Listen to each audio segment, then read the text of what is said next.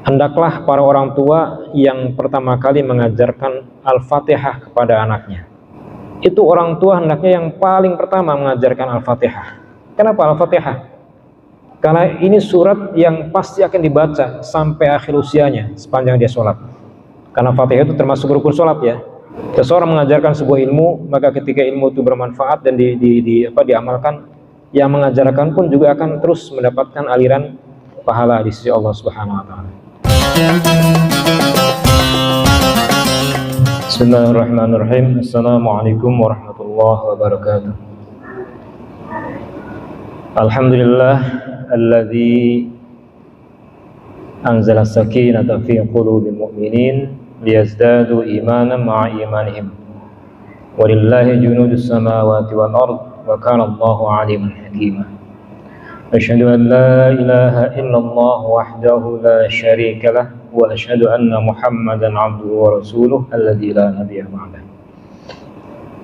Allahumma fashalli wa sallim wa barik ala habibina wa maulana Muhammadin wa ala alihi wa ashabihi wa mawalah wa ba'd. Subhanaka la ilma lana illa ma 'allamtana innaka antal alimul hakim. Rabbi zidna ilman warzuqna fahman. Allahumma anfa'na bima 'allamtana wa 'allimna bima yanfa'una amin ya rabbal alamin. Para hadirin sekalian, mohon maaf saya biasanya membawa kitab ya, tadi tertinggal. Jadi kitab yang biasa kita bacakan, mohon maaf hari ini tertinggal.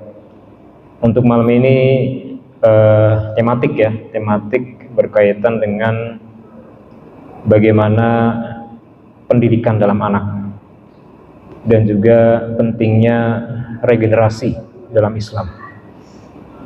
Tema ini menurut saya penting sekali, apalagi tentu yang hadir ini adalah para orang tua ya, bapak-bapak hadirin yang tentunya menjadi kepala keluarga, yang tentunya mendambakan melahirkan generasi-generasi terbaik. Tentu dalam teori-teori pendidikan barat sangat banyak yang menjadi referensi bagaimana pola pendidikan yang baik. Tapi tentu sebagai seorang beriman, rujukan kita yang sempurna tentu adalah kembali kepada bagaimana tuntunan dalam Islam. Ini yang menurut saya penting sekali dan harus menjadi pemahaman yang sama antara seorang ayah dan juga seorang ibu. Karena ketika mencetak kadernya diharapkan sudah dalam visi dan misi yang sama. Karena kalau ayah dan ibu beda visi misi, ini yang repot anaknya nanti. Ayahnya pengen dia jadi A, ibu pengen jadi B. Ya, anaknya sendiri pengen jadi Z. Apalagi gen Z, gen alpha. Ini kan kita lebih repot lagi. Mereka sudah punya bayangan sendiri tentang obsesi ke depannya.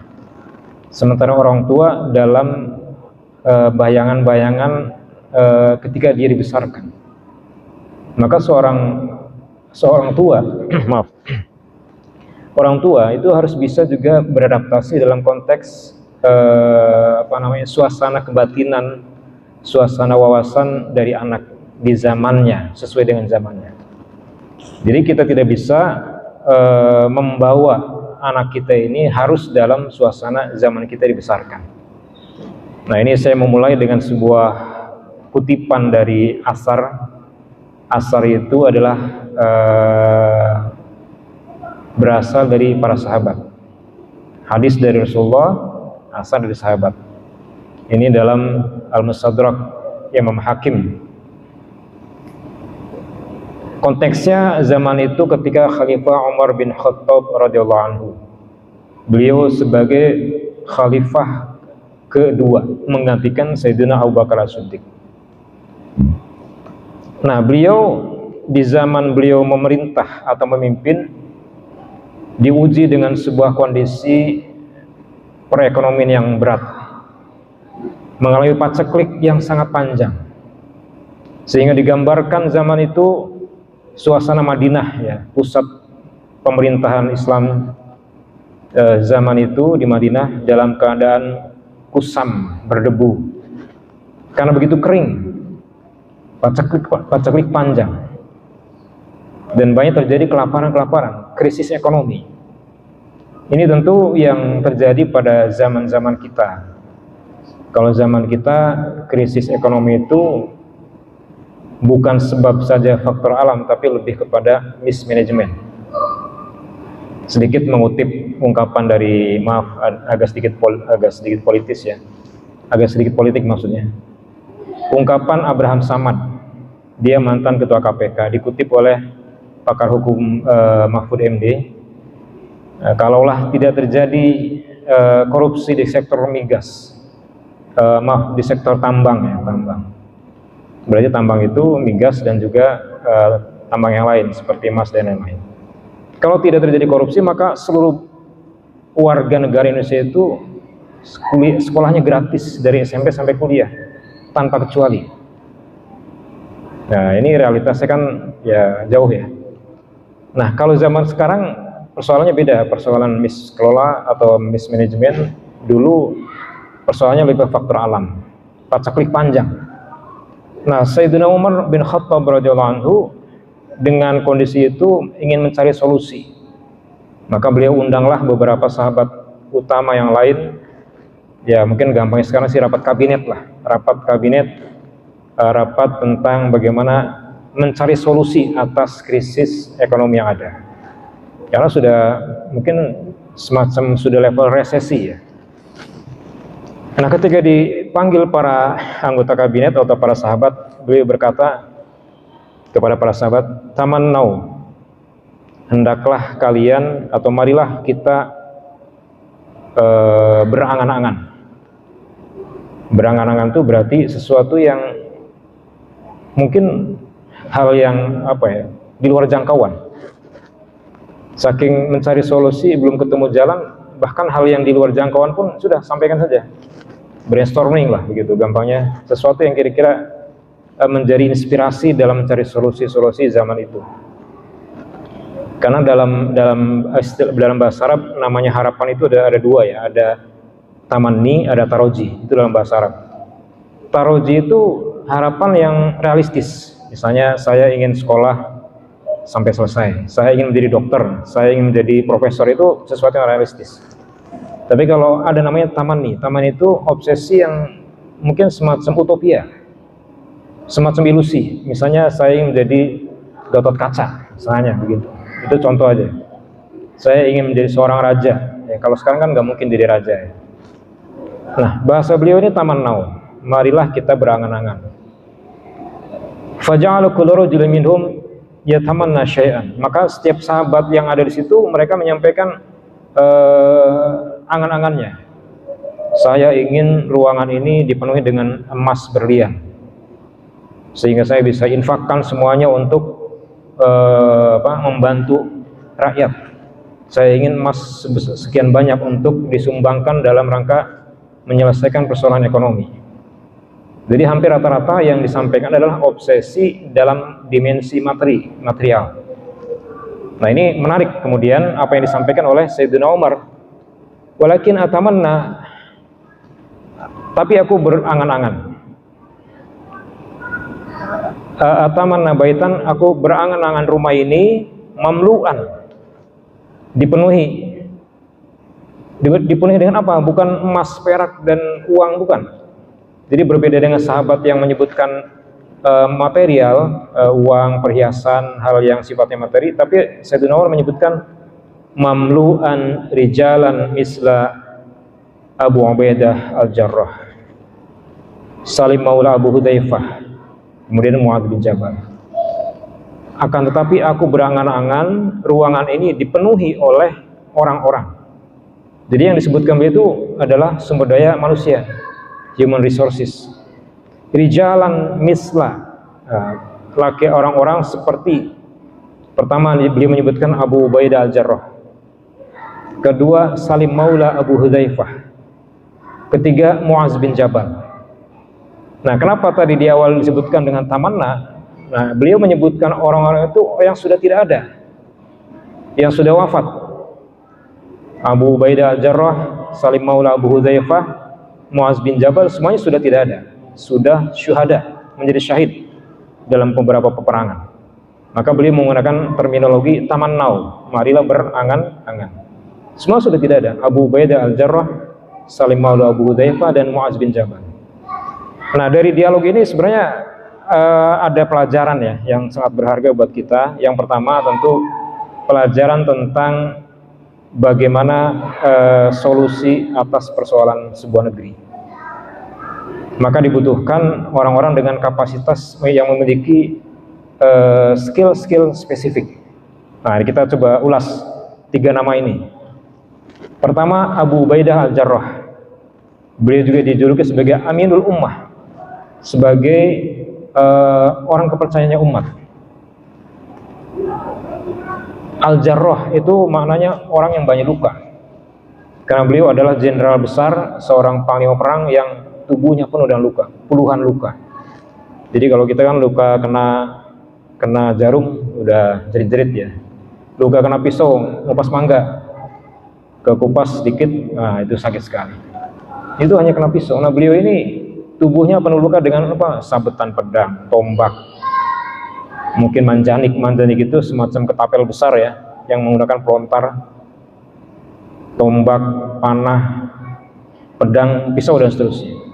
Jadi tubuhnya itu penuh luka, maka disebut julukan lakobnya adalah Al-Jarrah, banyak luka. Abu Ubaidah yang banyak memiliki luka, dan beliau pun kemudian gugur syahid dalam sebuah perang. Nah, ini adalah simbol seorang jenderal perang. Jadi ketika bicara krisis negara, harus ada militer yang kuat. Harus ada kekuatan militer yang kuat, karena dia menjadi penjaga keamanan dan ketertiban sebuah negeri. Kemudian yang kedua adalah disebutkan Salim Maula Abu Hudzaifah. Salim ini seorang budak, maka disebutkan sebagai Maula. Maula itu artinya budak. Dia budaknya Abu Hudzaifah. Salim, namanya Salim.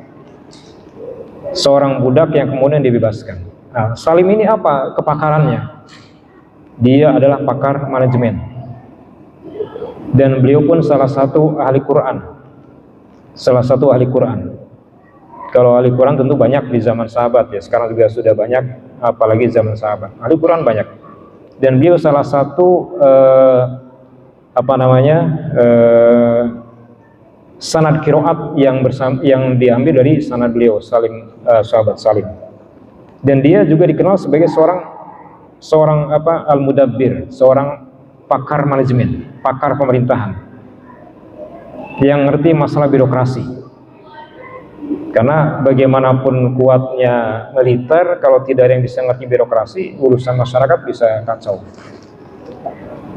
Kemudian ketiga yang disebut adalah Muaz bin Jabal. Apa sosok Muaz bin Jabal itu? Beliau adalah sosok seorang ulama. Beliau sahabat yang pertama kali diutus oleh Rasulullah untuk membuka dakwah ke Yaman. Ketika dites ya, kalau engkau menemui masalah, apa yang akan engkau lakukan? Jadi ada semacam fit and proper test kepada sahabat Muaz bin Jabal sebelum diutus ke Yaman sebagai duta dakwah pertama. Kata beliau, kalau aku dapati masalah, maka aku akan cari dalam Al-Quran. Kalau tidak aku dapati solusi, aku cari dalam hadis, tentunya dari referensi apa yang menjadi ucapan, tindakan, atau persetujuan atau sikap Rasulullah Muhammad SAW. Kemudian kalaupun tidak ada, maka akan ditempuh dengan ijtihad. Dengan ijtihad, menggunakan segala daya upaya secara intelektual untuk mencari keputusan hukum berdasarkan tadi rujukan secara dalil-dalilnya dari Al-Quran dan hadis. Ini menunjukkan apa? Ijtihad itu sebagai ruang yang sangat luas berdasarkan kekuatan ilmu para ulama, karena sahabat Muaz ini adalah ulamanya sahabat selain Ibnu Abbas. Beliau ulamanya sahabat, termasuk ahli Qurannya para sahabat. Jadi pondasi tentang fikih itu sudah dibangun dengan apa yang disampaikan sahabat Muadz bin Jabal tadi. Jadi dari tiga sosok tadi, ketiganya saya ulangi memiliki beberapa spesifikasi ya. Pertama, seorang jenderal perang, Abu Ubaidah al-Jarrah. Kemudian kedua, Salim, beliau adalah seorang pakar manajemen. Dan ketiga, seorang ulama, ahli Quran. Nah ini adalah mewakili sumber daya manusia yang dibutuhkan dalam kondisi apapun. Harus ada kekuatan militer, kekuatan tata kelola, kekuatan manajemen, ya, kekuatan entrepreneurship, dan juga kekuatan para ulama. Karena ulama ini menjadi apa? Benteng supaya agama tidak kemudian hilang, supaya agama tetap menjadi landasan dalam perumusan-perumusan regulasi atau aturan-aturan. Nah, itu hikmah yang pertama. Kedua, hikmah dari dialog ini, kita mengambil pelajaran betapa Sayyidina Umar, beliau orang yang memiliki kecerdasan. Dalam hal ini adalah beliau sangat memperhatikan pentingnya SDM, sumber daya manusia. Human resources lebih penting daripada material resources. Kalau sahabat tadi menyebutkan material, emas, perak, intan, berlian, tapi Sayyidina Umar yang beliau bayangkan adalah kekuatan sumber daya manusia. Dan ternyata ketika, mungkin pernah mendengar sebuah narasi, ketika Perang Dunia Kedua, Jepang dibom oleh sekutu, Hiroshima, Nagasaki. Saya pribadi pernah berkunjung ke Hiroshima ya, ke titik di mana bom atom itu diledakkan di Hiroshima. Itu ada monumennya. Nah itu ketika dibom, puluhan ribu korban jiwa. Sang kaisar, pertanyaan pertama yang disampaikan kepada para bawahannya adalah apa? Dia tidak bertanya tentang harta atau juga aset atau juga apalagi kendaraan, apalagi kemudian juga jumlah tentara yang masih hidup. Tapi yang ditanyakan adalah masih berapa banyak guru-guru yang masih hidup. Yang ditanyakan adalah guru, para pengajar. Ini penting. Ini sebuah pelajaran bahwa itulah tentang urgensi sumber daya manusia. Nah, maka Bapak sekalian, betapa kita umat Islam ini seharusnya kalau melihat dari paradigma yang dibangun oleh Sayyidina Umar itu betul-betul menjadikan pembangunan atau juga mencetak kader itu menjadi sesuatu program yang sangat besar. Sehingga bagaimana menyiapkan anak-anak kita ya, menjadi kader unggul dalam agama, dalam profesionalitas, itu bukan semata-mata membiarkan mereka rutinitas dalam sekolah. Beberapa waktu lalu saya ngobrol dengan seorang psikolog ya. Dia cerita ada beberapa kasus anak yang mohon maaf, autis. Itu beberapa kasusnya itu ternyata dari orang-orang hebat. Bapaknya dokter, ibunya dokter, ibunya ngambil spesialis. Nah, anak ini sejak kecil lebih banyak yang diurus oleh khadimat atau pembantu. Dan pasien beliau, psikolog ini tadi, beberapa kasus anak autis itu adalah dari keluarga yang justru orang-orang hebat. Ternyata beberapa jurnal menyebutkan, ya, jurnal kesehatan mental atau mental illness itu, mental health ya, ada analisa bahwa di antara sebab autisme itu, di antara sebabnya adalah faktor-faktor yang disebut sebagai biopsikologis. Karena faktor kurangnya sentuhan. Karena fungsi-fungsi saraf itu ketika ada sentuhan dengan penuh cinta dari orang tuanya, pelukan, ya, diurus langsung orang tuanya, itu akan menstimulasi perkembangan saraf yang maksimal. Kalau pembantu, ya tentu kalaupun dia maksimal mengurus anak-anak kita, tapi dia tidak punya dimensi cinta sebagaimana orang tua. Sentuhnya pun ya sebatas mengurus ya, tapi kurang dari sisi sentuhan-sentuhan yang bernuansa atau juga bermuatan emosional kasih sayang. Jadi ada kasus begitu itu ternyata sebabnya adalah kurang sentuhan. Ini satu contoh betapa kita dengan segala kesuksesan yang kita capai, segala achievement yang kita dapat di hari ini, selayaknya generasi kita harus lebih baik. Kalau kita sudah mencapai achievement di level 5, anak kita nanti harus di level 6, 7 dan seterusnya. Nah, persoalannya adalah seringkali, ya mudah-mudahan tidak di sini ya, tapi sekedar wawasan bahwa jangan sampai anak kita ini dibekali dengan ilmu-ilmu yang sebatas dalam ilmu duniawi, sehingga dia ke depan menjadi orang yang sukses secara karir tapi dia gagal dalam spiritualitas. Dia mungkin IQ-nya hebat, kemudian secara materi hebat, tapi kalau dia tidak memiliki kecerdasan spiritual, apalagi lebih jauh tentang kesolehan pribadinya maupun kesolehan sosialnya, tentu sesuatu yang masih menyedihkan, dan dia akan menjadi menghadapi hidup yang lebih berat. Maka coba kita lihat bagaimana menurut Imam Al-Ghazali, menurut Syekh Al-Rabi', bagaimana tentang menyiapkan anak-anak soleh yang dia menjadi calon-calon generasi unggul. Ini setidaknya ada 4 poin ya. Yang pertama adalah yang paling penting di awal sejak kecil itu menanamkan kecintaan kepada Rasulullah, menanamkan kecintaan kepada Rasulullah Muhammad sallallahu alaihi wasallam. Ini sebagaimana sebuah hadis riwayat Imam At-Tabrani. Adibu auladakum bi khisali salasin. Ajarkan kepada anakmu bisalasi khisalin, dengan 3 perkara. Jadi ini aulad itu anak kita. Aulad itu terjemah gampangnya anak, tapi aulad ini maknanya lebih luas ya daripada ibnun atau bintun. Kalau ibnun anak laki-laki atau bintun anak perempuan itu anak biologis. Tapi kalau waladun itu anak yang bukan hanya biologis, tapi juga anak-anak yang hasil didikan kita, anak ideologis. Makanya ketika memahami waladun saleh yad'ulah, di antara amal yang tidak terputus adalah anak yang saleh yang mendoakan orang tuanya.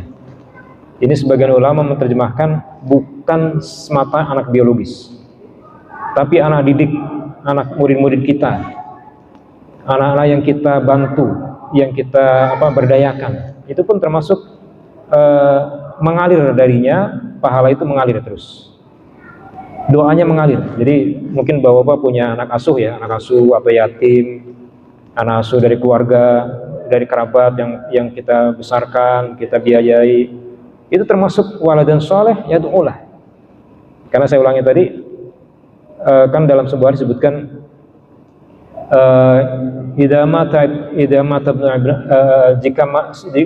jika meninggal seorang ibnu Adam atau juga bani Adam, idza mata ibnu Adam in qata'at amaluhu, amalnya terputus, illa, ada 3 hal. Pertama, waladun soleh yad'ulah, wa shadaqatun jariyah, sedekah jariyah, dan ilmun yuntafa'u bihi, ilmu yang bermanfaat.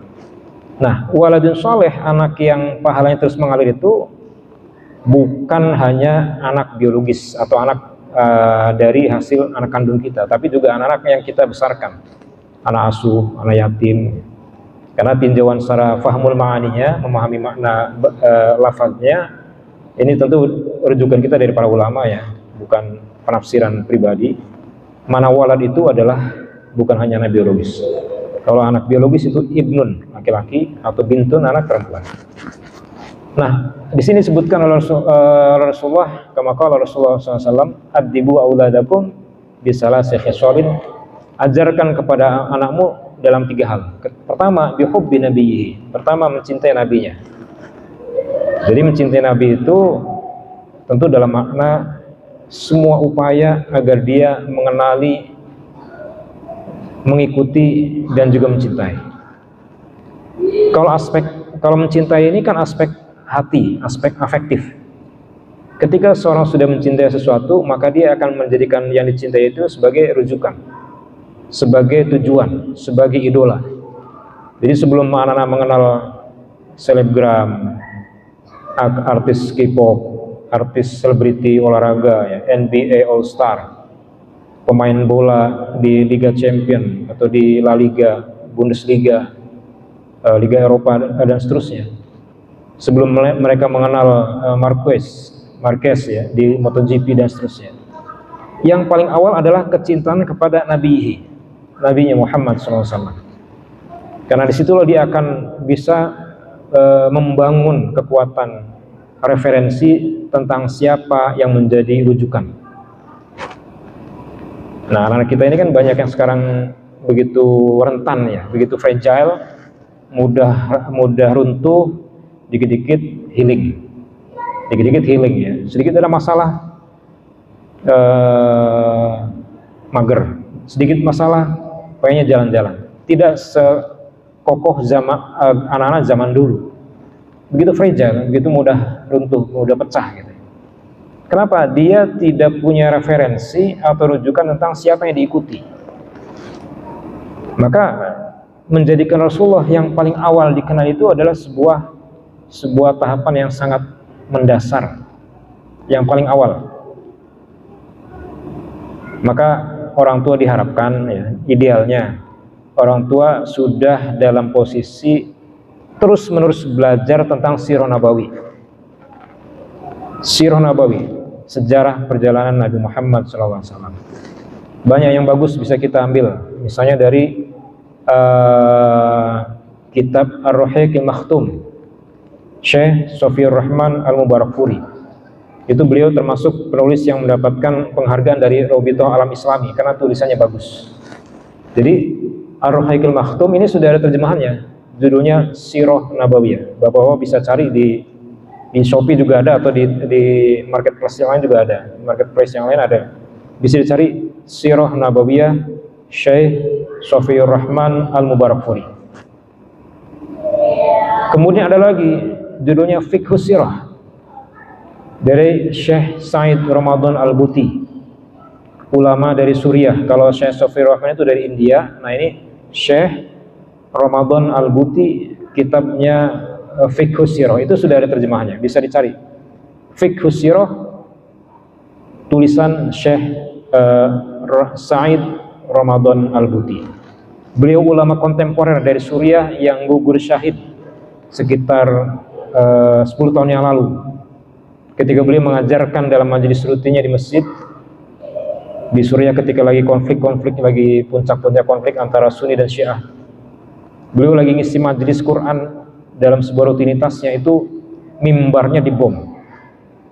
Bisa dicari di YouTube ya.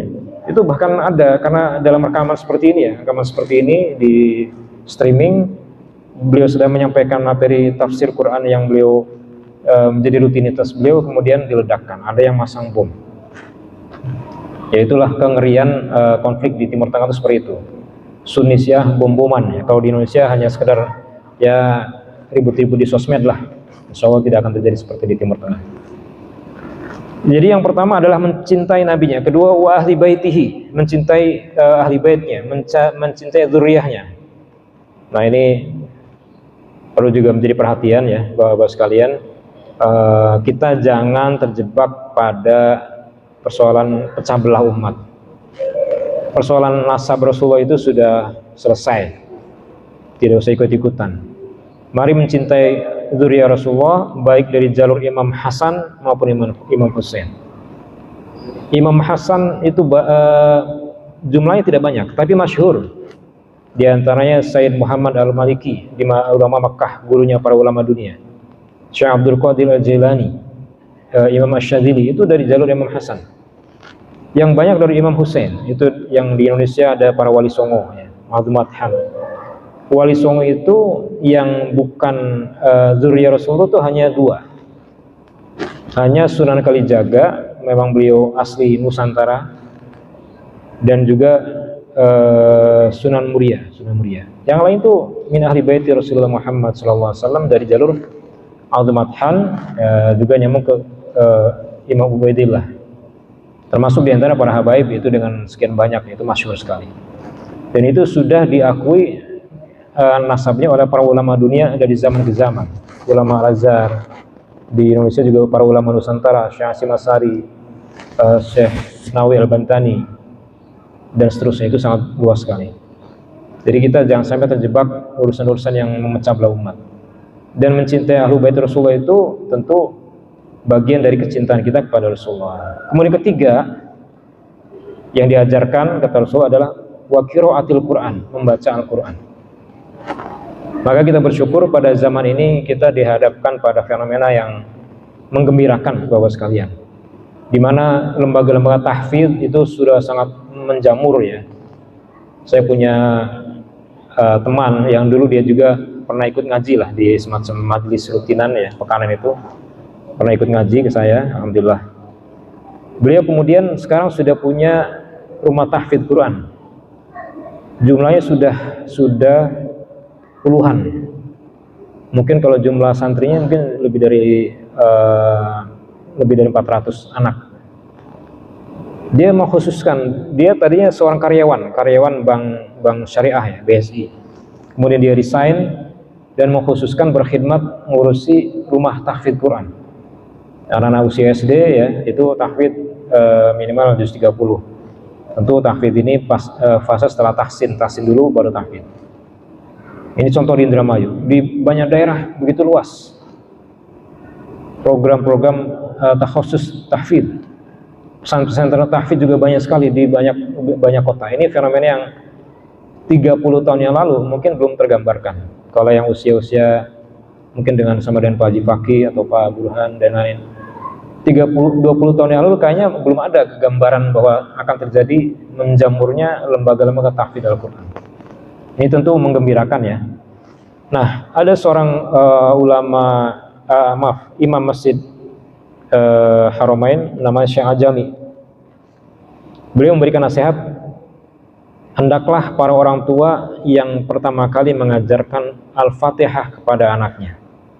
Jadi beliau khusus menyebutkan satu surat Al-Fatihah. Jadi kata Syekh Ahmad Ajami, ya bisa dicari ya di Murattal itu Syekh Ahmad Ajami. Itu orang tua hendaknya yang paling pertama mengajarkan Al-Fatihah. Kenapa Al-Fatihah? Karena ini surat yang pasti akan dibaca sampai akhir usianya sepanjang dia sholat. Karena Fatihah itu termasuk rukun sholat ya. La sholata liman lam yaqra bi Fatihatul Kitab, itu dalam salah satu ininya hadis Rasul. Tidak sah sholat seseorang kalau tidak baca Fatihah. Jadi Fatihah itu rukun. Maka ketika anak-anak kita sholat ya, sampai akhir usianya dia pasti baca Fatihah. Sehingga apa faidahnya? Al-Fatihah itu mengalir pahalanya dari sisi pahala pengajarannya itu kepada orang tuanya. Kalau yang ngajarinya guru madrasah, yang dapat pahala pengajaran tentu guru madrasahnya. Jadi ada kekhususan tentang pahala mengajarkan. Seseorang mengajarkan sebuah ilmu, maka ketika ilmu itu bermanfaat dan diamalkan, yang mengajarkan pun juga akan terus mendapatkan aliran pahala di sisi Allah Subhanahu wa taala. Man dalla ala khairin falahu mislu ajri fa'ili. Barang siapa menunjukkan pada kebaikan, maka baginya pahala sebagaimana orang yang mengamalkannya. Jadi para bapak sekalian yang mungkin baru punya anak yang masih kecil ya, jangan sampai usahakan yang mengajari Al-Fatihah itu syukur-syukur sampai 30 juz. Minimal juz 30. Karena surat-surat yang biasanya dibaca ketika sholat udah habis ya. Ini belum selesai. Mungkin kalau tidak selesai dilanjutkan pertemuan berikutnya. Insyaallah dilanjutkan pekan depan bersambung tentang bagaimana pendidikan dalam Islam. Jadi baru satu poin tadi mengutip dari hadis Rasulullah, adibu auladakum bisalasih khisalin, ajarkan kepada anakmu 3 hal. Pertama, mencintai nabinya, mencintai ahli baitnya atau keturunannya, dan juga dalam membaca Al-Quran. Wallahu a'lam bishawab. Kita tutup dengan doa kafaratul majlis. Subhanakallahumma bihamdika asyhadu an la ilaha illa anta astaghfiruka wa atubu ilaik. Assalamualaikum warahmatullahi wabarakatuh.